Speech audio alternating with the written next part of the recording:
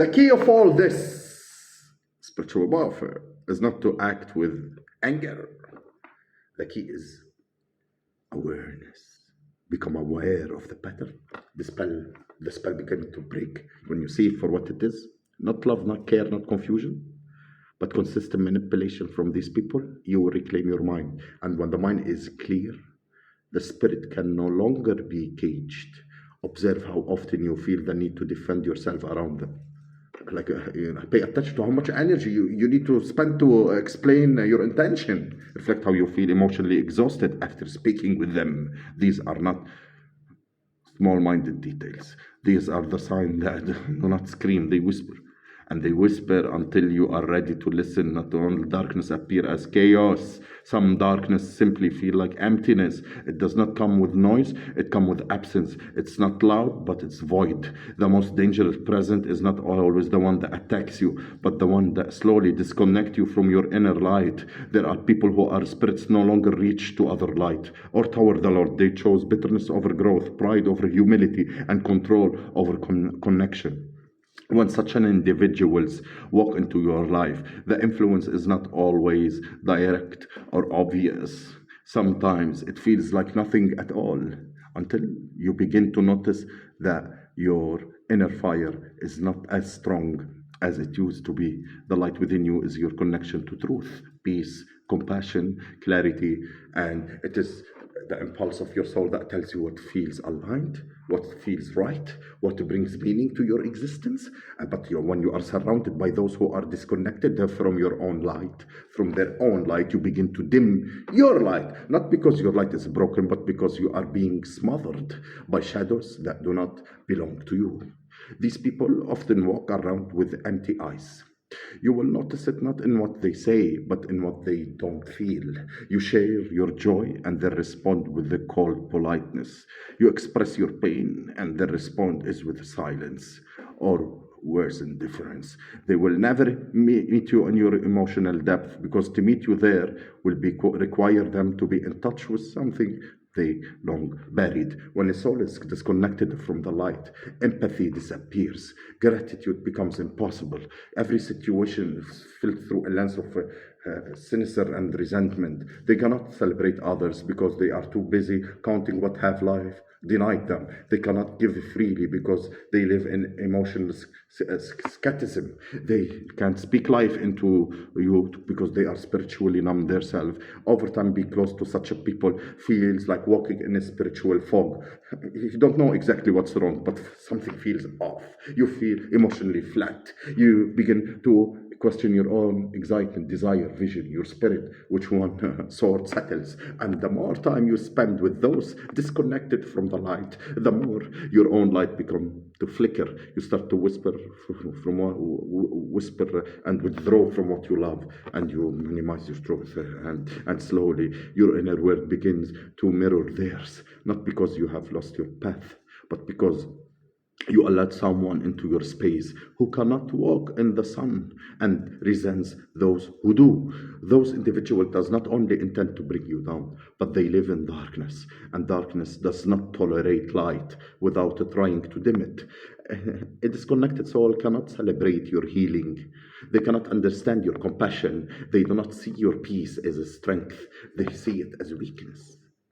Your ability to forgive threatens them. Your capacity to rise and unsettle them. Your resilience shine a mirror to their spiritual absence. And so the response is not with kindness but criticism, not with curiosity but contempt. They question your beliefs. They mock your optimism. They try to reduce your purpose to fantasy. And if you are not careful, you will begin to internalize the emptiness as your truth. You must understand this deeply, that the light within you is sacred. It's not meant to be explained to those who refuse to see. It's not your beauty to go. It's not your duty to go to convince someone about your beauty, because someone can't thrive in an environment constantly demands dimming. Once someone is disconnected from the light, their presence becomes spiritually cold. You do not feel seen, only watched. You do not feel hurt, only scanned. You do not feel safe, only tolerated. what normally flows from soul to soul is absent. In its place, you feel a hollow stillness that does not nurture, does not inspire, does not support. It simply takes up space while slowly draining your own vitality. They close attention to how people respond to your light, not your success, not your status, but your spirit. Do they suffer around your presence or hardened? Do they lift you or linger, or with a difference? Are they rooting for your expansion, or are they silently hoping you will shrink? When the person is disconnected from the light, they will never protect yours. Charm is a powerful force. It's elegant, attractive, and carefully crafted, and draws people in with words that feel smooth, gestures that feel warm, and attention that feels genuine. But charm, when used by someone disconnected from their truth, it becomes a mask.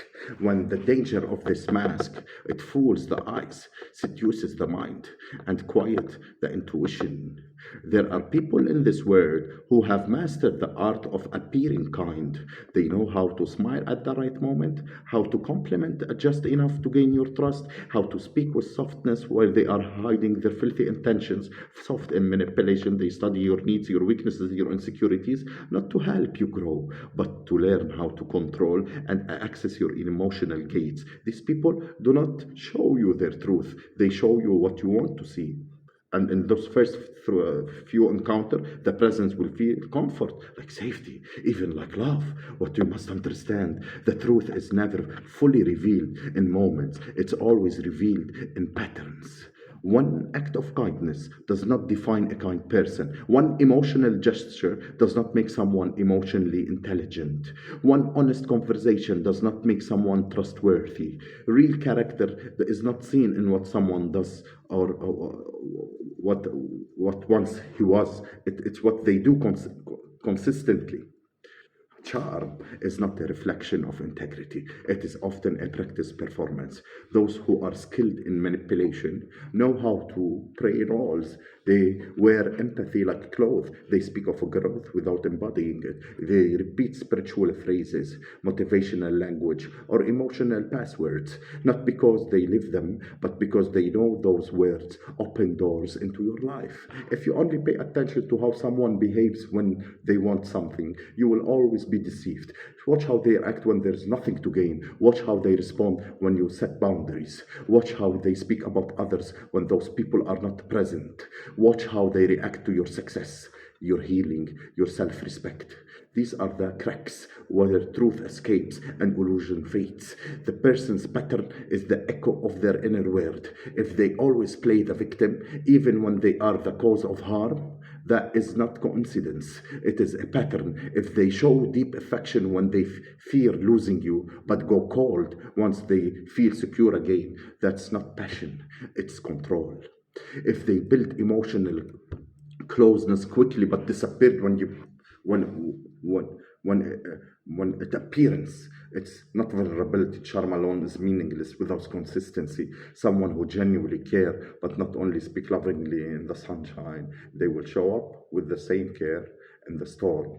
They will not only be generous and praise, and they will give when nobody's watching. They will support you when you are alone. They will celebrate you when you rise. This is now how you know the presence is real, by the rhythm, not by highlight. We live in a time where image is worshipped, where appearance replaces essence, and you must develop the ability to see beyond performance.